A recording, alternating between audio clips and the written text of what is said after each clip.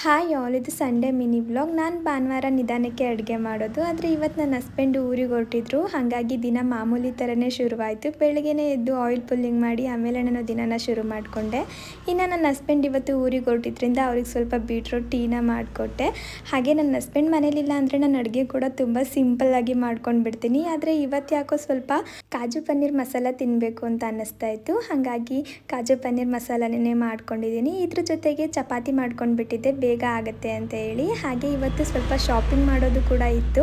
ಇನ್ನೇನು ನಮ್ಮ ಮನೆಯಲ್ಲಿ ಒಂದು ಫಂಕ್ಷನ್ ಕೂಡ ಶುರುವಾಗ್ತಾ ಇದೆ. ಹಾಗಾಗಿ ನಾವು ಚಿಕ್ಕಪೇಟೆಗೆ ಶಾಪಿಂಗ್ ಬಂದಿದ್ದೀವಿ. ಈ ಸಲ ನಾನು ಮತ್ತು ನನ್ನ ಕಸಿನ್ ಎಲ್ಲ ಶಾಪಿಂಗ್ಗೆ ಬಂದಿದ್ದು. ಇನ್ನು ನಾವು ಹೆಣ್ಮಕ್ಳು ಸ್ಯಾರಿ ಶಾಪಿಂಗ್ಗೆ ಅಂತ ಹೊರಟ್ರೆ ಟೈಮ್ ಯಾವ ಥರ ಹೋಗುತ್ತೆ ಅಂತಲೇ ಗೊತ್ತಾಗಲ್ಲ. ನಾನು ಕೂಡ ಬರೋದು ತುಂಬಾ ಲೇಟಾಗಿ ಹೋಗಿತ್ತು. ಇನ್ನು ನನ್ನ ಹಸ್ಬೆಂಡ್ ಕೂಡ ಹೊರಡೋದು ಲೇಟ್ ಆಗಿದ್ದರಿಂದ ಅವರು ಬೆಳಗ್ಗೆನೇ ಬಂದರು. ಇನ್ನು ನನಗೆ ಹಣ್ಗಳಂದರೆ ಇಷ್ಟ ಅಂತ ಊರಲ್ಲಿ ಬೆಳೆಯೋ ಎಲ್ಲ ಹಣ್ಗಳನ್ನೂ ಕೂಡ ತೊಗೊಂಡು ಬಂದಿದ್ದರು. ಪೂರ್ತಿ ವ್ಲಾಗ್ನ ಅಪ್ಲೋಡ್ ಮಾಡಿದ್ದೀನಿ, ಚೆಕ್ ಮಾಡಿ ನೋಡಿ.